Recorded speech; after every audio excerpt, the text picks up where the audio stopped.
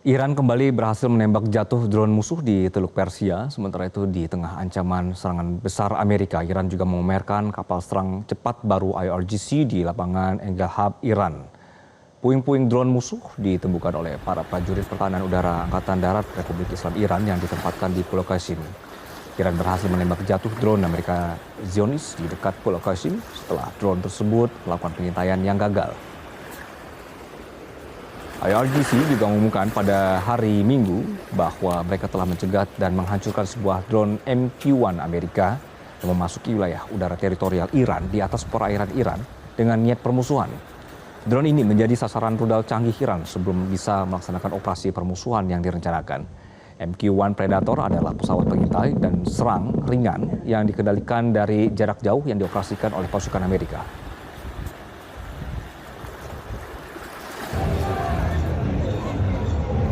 Sementara itu, IRGC memamerkan kapal serang cepat baru bernama Rajab 27 di lapangan Engelhab, Tehran, Iran pada Sabtu malam.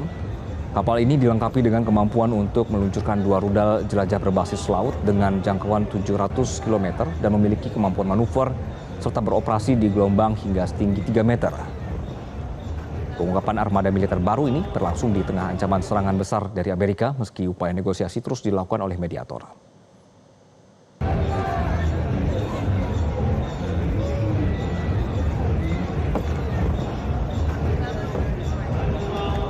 Membahas tentang ancaman baru dari Amerika Serikat ini, kami akan membahasnya dengan praktisi hubungan internasional dan kebijakan publik Dina Prapto Raharja. Mbak Dina, selamat sore.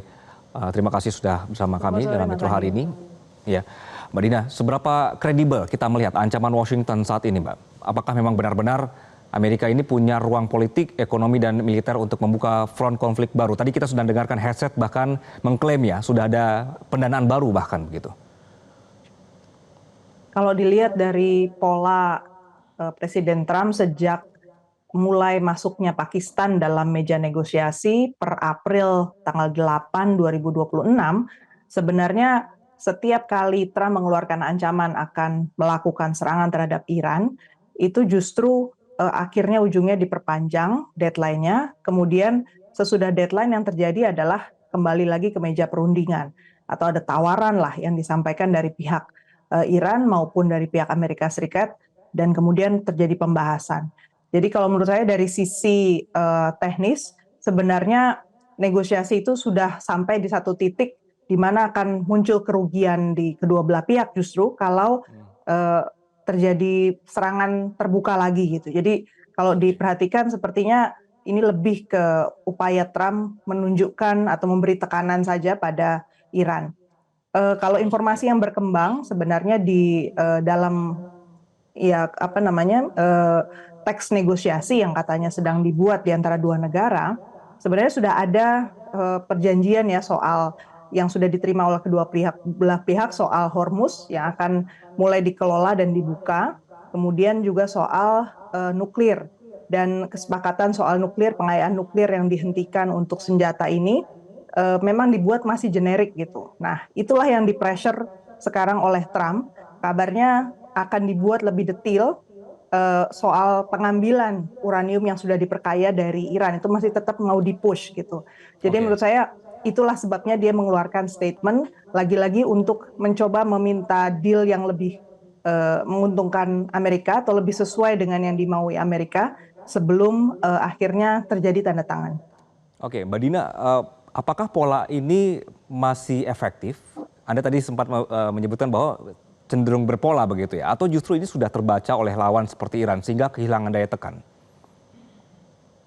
Kalau diperhatikan kedua belah pihak ini sebenarnya berarti kan sudah sampai satu titik punya kompromi gitu, punya tahu sama tahu bahwa nggak mungkin terjadi perang terbuka yang ujung-ujungnya akan lebih menguntungkan dari apa yang sudah mulai dinegosiasikan dan kelihatan ada titik terang gitu. Jadi justru dari pihak Iran, kalau Iran sih menurut saya sadar ya bahwa bicara soal negosiasi nuklir itu pasti akan butuh waktu yang panjang. Dan pada akhirnya Amerika Serikat harus bisa menyadari juga bahwa apapun yang dia paksakan untuk ditanda tangan, bentuk tanda tangan itu sebenarnya hanya MOU kan.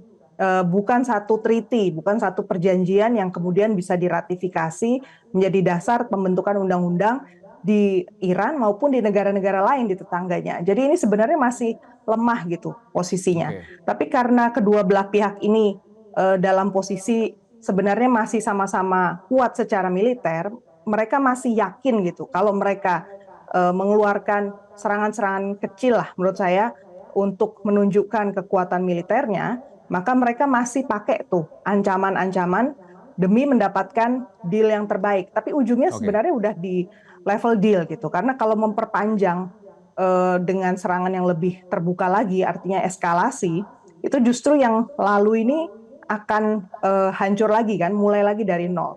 Dan Pakistan sekarang punya taruhan juga ya. Jadi artinya bukan hanya antara Amerika Serikat dan Iran, tapi sudah mulai ada negara-negara negosiator dan di balik Pakistan ini juga sudah ada beberapa negara lain yang ikut ambil bagian nge-push ya supaya tidak terjadi eskalasi. Oke, Mbak Dina, jika tujuan utama Amerika ini sebenarnya ingin mengakhiri perang begitu, kenapa retorika yang muncul justru cenderung meningkatkan eskalasi? Apakah ada perbedaan antara pesan diplomatik dan pesan politik yang ingin disampaikan kepada publik Amerika? Hampir nggak ada bedanya memang pesan politik maupun pesan dalam negosiasi. Karena kalau di Amerika Serikat sendiri ada satu timeline. Di awal bulan Juni ini akan ada voting baru lagi di Kongres, baik itu di Senat maupun di House of Representatives, untuk membatasi mandat perang dari Presiden. Kalau kemarin bulan Mei di tanggal 20 dan 21, itu perkembangan terakhirnya Senat sudah berhasil mendapatkan simple majority. Jadi lebih dari 50% itu sudah berhasil lolos nih. Jadi sejumlah Republikan di Senat itu sudah menyepakati untuk membatasi mandat perang dari Trump. Tapi di House belum.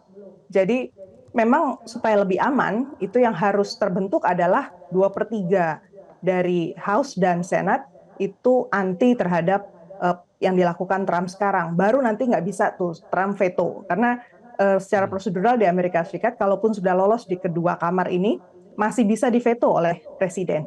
Jadi artinya dalam proses di Amerika Serikat sendiri, ada satu perkembangan yang memang semakin menekan lah Trump secara politik. Artinya dia sudah harus mulai membangun satu kredibilitas ya, bahwa apa yang dia lakukan itu bisa diterima juga oleh kalangan yang lebih luas. Mbak Dina, kalau begitu berarti Trump ini sekarang sedang bernegosiasi dengan Iran atau justru sedang negosiasi dengan audiens di dalam negeri Amerika sendiri? Dua-duanya. Karena itu dua hal yang tidak terpisahkan. Jadi kalau statement misalnya Pete Hegseth tadi bahasa yang dia gunakan, menurut saya dia lebih untuk meyakinkan para votersnya ya di dalam negeri bahwa Amerika Serikat masih bisa kok. Kalau kita mau menyerang pun kita cukup kuat begitu. Dari pihak Iran sebenarnya sudah tahu lah bahwa Amerika Serikat itu kalaupun dia mau menyerang pasti ada konsekuensi negatif perluasan lagi serangan dari pihak Iran ke sekutu-sekutunya Amerika Serikat yang ada di Timur Tengah. Dan satu yang mungkin kita masih harus ingat ya, ada Israel. Israel ini kan belum bisa sepenuhnya diajak kerjasama oleh Amerika Serikat. Itu sebabnya beberapa hari lalu Trump itu masih berusaha mengeluarkan ultimatum kepada Netanyahu untuk berhentilah melakukan tekanan yang lebih lanjut ke Lebanon. Ini udah menunjukkan bahwa dari sisi praktis operasional di lapangan, sebenarnya Amerika Serikat itu punya batas juga, punya limit juga.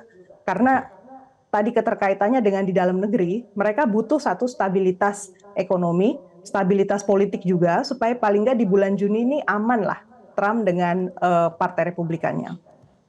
Baik, Mbak Dina, terima kasih Mbak atas perspektif Anda dan kita akan melihat ke depannya bagaimana Trump akan melihat diplomasi ini terhadap Iran. Terima kasih sekali lagi. Jelajahi cara baru mendapatkan informasi. Download Metro TV Extend sekarang.